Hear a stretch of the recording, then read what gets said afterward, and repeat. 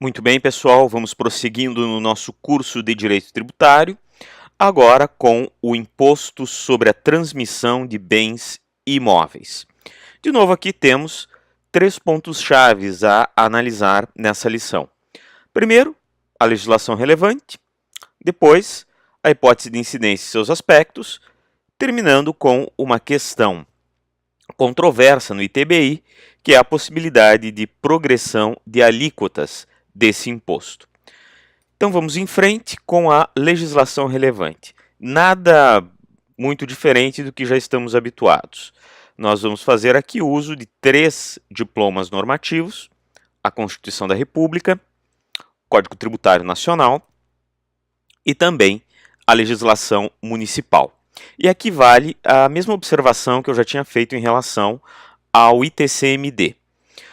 O ITBI, no formato que ele tem hoje, foi criado pela Constituição Brasileira de 1988, atribuindo aos municípios um imposto sobre a transmissão de bens imóveis por ato inter vivos. Ocorre que, como vocês já sabem, a previsão normativa do Código Tributário de 1966 previa um imposto sobre transmissão de competência apenas dos Estados-membros da Federação. Logo, boa parte das disposições do Código Tributário sobre o imposto de transmissão de bens imóveis não se aproveita atualmente, elas não foram recepcionadas em grande medida pela Constituição Brasileira de 88. Desse modo, já alerto a vocês que nós vamos fazer bastante recurso às disposições da Constituição Federal e também da legislação municipal.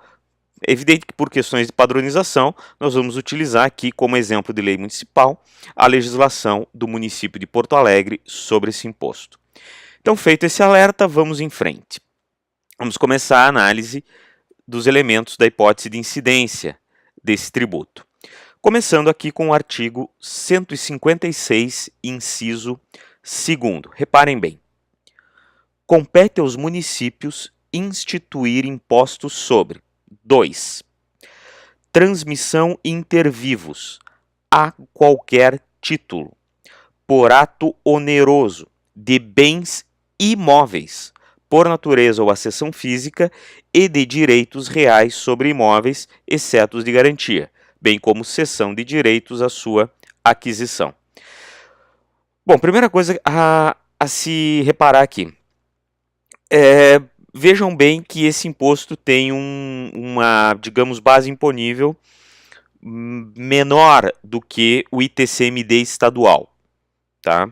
O imposto estadual é aquele incidente sobre a transmissão causa-mortes de quaisquer bens ou doações de quaisquer bens. Aqui, todavia, nós estamos falando apenas da transmissão inter vivos de bens imóveis. Bom, o que mais nós conseguimos tirar aqui desse artigo 156, inciso 2º? Por óbvio, nós temos aqui os contornos gerais do aspecto material da hipótese de incidência do ITBI. Se não, vejamos. O imposto incide sobre a transmissão inter vivos por ato oneroso de bens imóveis e direitos reais, ou seja, aqueles direitos que aderem à res, que aderem ao bem e seguem o seu destino. Cuidado aqui é o seguinte, é que esse imposto não incide sobre a transmissão de direitos reais de garantia. Vejam bem ali a parte final do inciso 2º. Logo, os direitos de garantia clássicos, penhor, hipoteca e anticrese, podem ser transferidos sem ocasionar a incidência desse imposto. Seguindo em frente agora, o aspecto temporal da hipótese de incidência. Normalmente, considera-se que o imposto incide no momento do registro do contrato em que são transferidos os bens imóveis ou direitos reais a ele vinculados. Seguindo em frente agora, vamos ver um ponto importante aqui em relação à tributação de ITBI, que se trata de uma imunidade constitucional prevista no artigo 156, parágrafo 2º, inciso 1º da nossa Constituição. Reparem bem na redação desse dispositivo. O imposto não incide sobre a transmissão de bens ou direitos incorporados ao patrimônio de pessoa jurídica em realização de capital, nem sobre a transmissão de bens ou direitos decorrente de fusão, incorporação, cisão ou extinção de pessoa jurídica. E agora vem uma exceção a essa imunidade. Salvo se, nesses casos, a atividade preponderante do adquirente for a compra e venda desses bens ou direitos, locação de bens imóveis ou arrendamento mercantil. Na verdade, o que se fez aqui? Na verdade, se criou uma imunidade constitucional para operações de incorporação de imóveis ao patrimônio de empresas, ao patrimônio de pessoas jurídicas. Agora, é preciso ter cuidado com aquela exceção prevista na parte final do parágrafo 2º. Reparem, a incorporação será tributada se os imóveis forem incorporados a empresas cuja atividade preponderante for a compra e venda de bens imóveis ou de seus direitos, locação de bens imóveis ou arrendamento mercantil.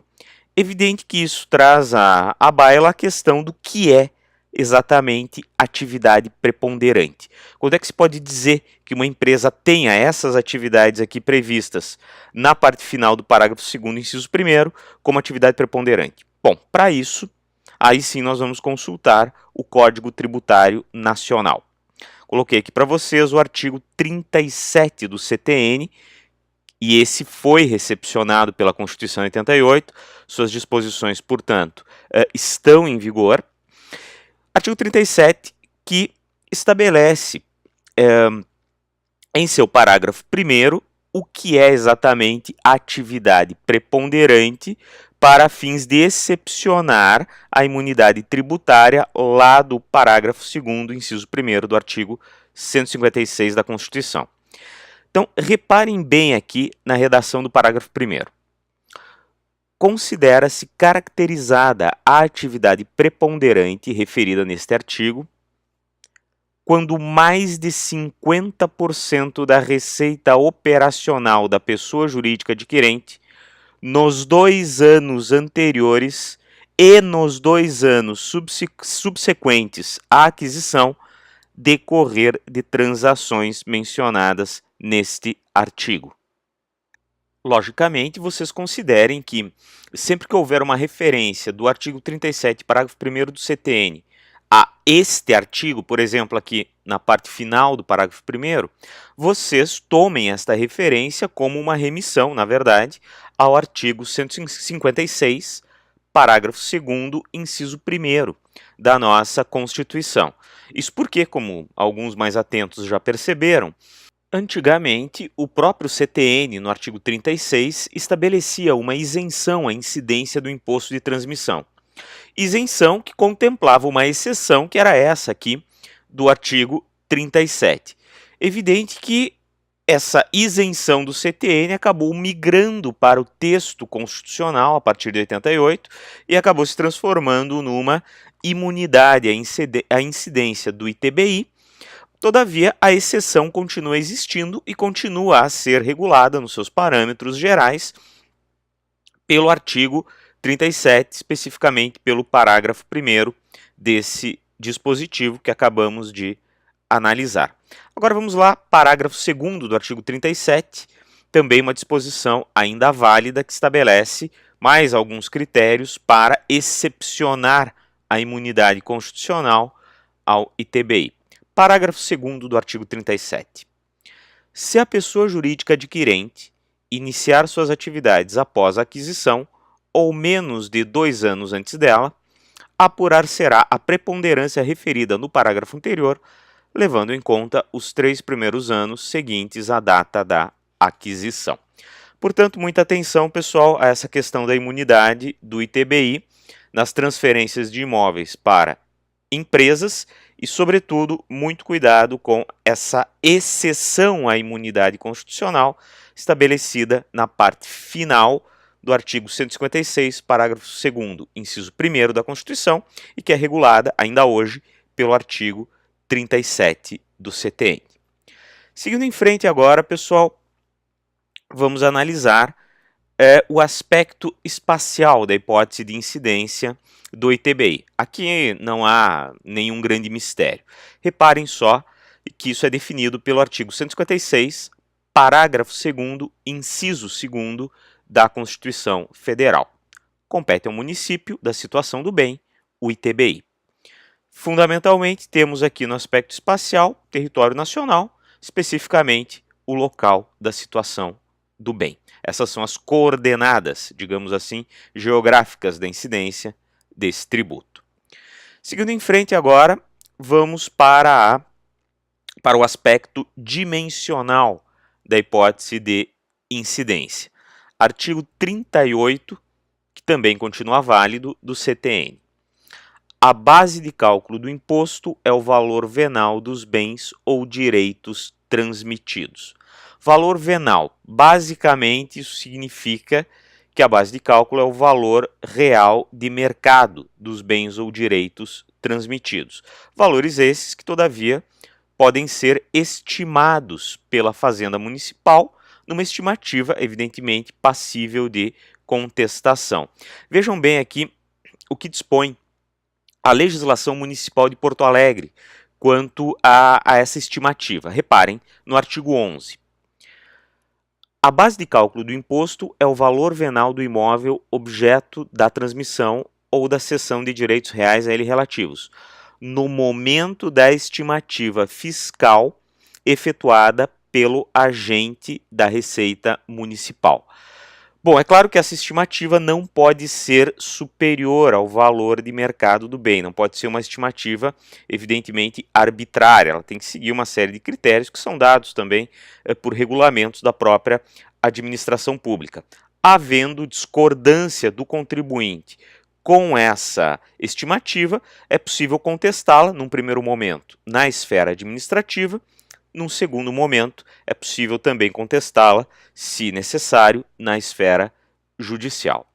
Agora, mais um detalhe importante sobre o aspecto dimensional do ITBI. É uma questão que agora se tornou um pouco controversa, relativa à progressividade da alíquota desse tributo, ou seja, ao estabelecimento de alíquotas de ITBI mais elevadas para imóveis ou direitos de valor mais alto. Tradicionalmente se considera que essa progressividade é vedada. Tanto é assim que existe uma súmula do Supremo Tribunal Federal estabelecendo essa vedação. Reparem aqui na súmula 656. É inconstitucional a lei que estabelece alíquotas progressivas para o imposto de transmissão intervivos de bens imóveis, ITBI, com base no valor venal do imóvel. Grande questão aqui é a seguinte: vocês estão lembrados que nós discutimos essa questão da progressividade de alíquota quando estudamos o ITCMD. A progressividade ela era vedada também no ITCMD, porque se trata, assim como o ITBI, de um imposto real e não pessoal. Todavia, em 2013, o Supremo Tribunal Federal decidiu um recurso extraordinário com repercussão geral, em que se liberou a progressividade de alíquotas para o ITCMD. A questão é que essa súmula aqui, a súmula 656, é anterior a esse acórdão de 2013. A questão que se coloca aqui, então, é a seguinte: mas afinal, o acórdão de 2013 sobre o ITCMD teria superado também essa súmula relativa ao ITBI? Olha, eu diria para vocês que a súmula ainda não foi oficialmente revogada pelo Supremo. A súmula 656 continua em vigor. Se o Supremo, eventualmente no futuro, vier a revogá-lo, o caminho para uma revogação já está dado por aquele acórdão de 2013 que tratou do ITCMD. Por enquanto, todavia, podemos dizer que, em virtude da súmula 656, e atentos ao fato de que o acórdão de 2013 é especificamente aplicável ao ITCMD, não se estende, num primeiro momento, aquele entendimento também ao ITBI, podemos dizer, então, que até o presente instante é vedada a progressividade da alíquota do ITBI. Mas fiquem atentos a essa questão no futuro, porque pode ser que tenhamos aí uma eventual alteração ou mesmo revogação dessa súmula 656, que, repito, no momento continua válida. Por fim, vamos agora para o aspecto pessoal da hipótese de incidência do ITBI. Artigo 42 do Código Tributário Nacional. O artigo 42 estabelece que contribuinte do imposto é qualquer das partes na operação tributada, como dispuser a lei. Aqui, na verdade, vocês devem estar lembrados, é a disposição que também se aplica ao ITCMD. Na verdade, o Código Tributário deixou a cargo, nesse caso, do legislador municipal, o estabelecimento específico, né, do aspecto pessoal da hipótese de incidência, a escolha da sujeição passiva dentre, evidentemente, as partes da operação de transmissão de bens imóveis ou direitos. Então vamos ver o que dispõe a lei municipal aqui de Porto Alegre sobre isso. Ela estabelece o seguinte, artigo 17. Contribuinte do imposto é 1. Nas cessões de direito, o cedente. Na permuta, cada um dos permutantes em relação ao imóvel ou ao direito adquiridos. E, nas demais transmissões, o adquirente do imóvel ou direito transmitido. Aqui está, portanto, o parâmetro de sujeição passiva. Quanto à sujeição ativa, obviamente nenhum mistério, o sujeito ativo da exação tributária aqui é o próprio município. Feito, pessoal, com isso terminamos a análise do ITBI. Mais uma vez, agradeço a atenção de vocês.